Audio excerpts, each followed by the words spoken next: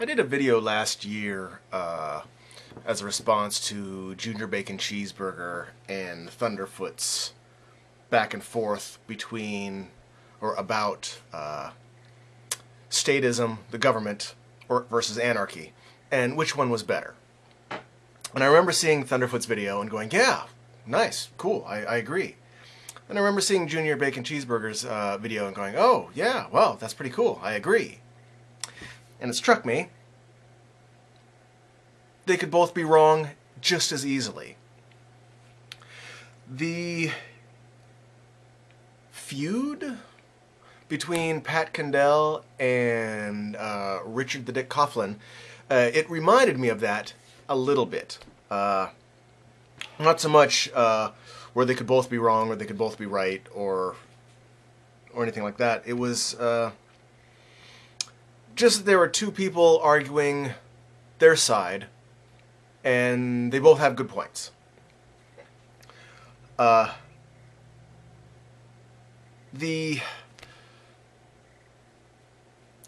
suppose the reason I'm making this video response was mostly because of the Ancient Atheist and your response to him, to Pat Condell, saying that he was being sarcastic, superior, unapologetic. I'm not sure if you used that term, but that was kind of what you were saying. Unwilling to give a little bit.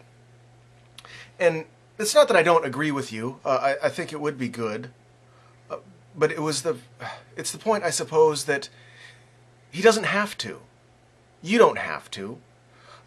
The scenario that popped into my head when I heard you say that was when I see debates with theists, and they are unapologetic and unwilling to give because their holy book says one thing and that's it. They're not apologizing. They're not taking anything back. That's just the way they feel.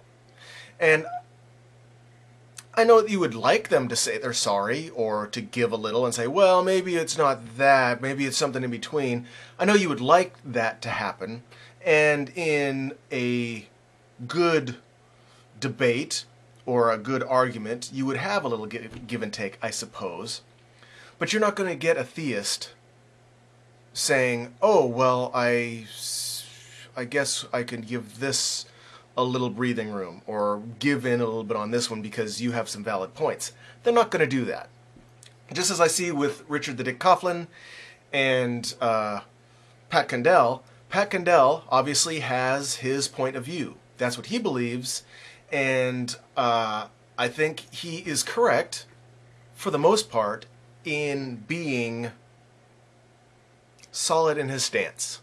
That's how he feels, and if someone changes his mind, I can imagine he would just change his mind, state his new opinion, and move on.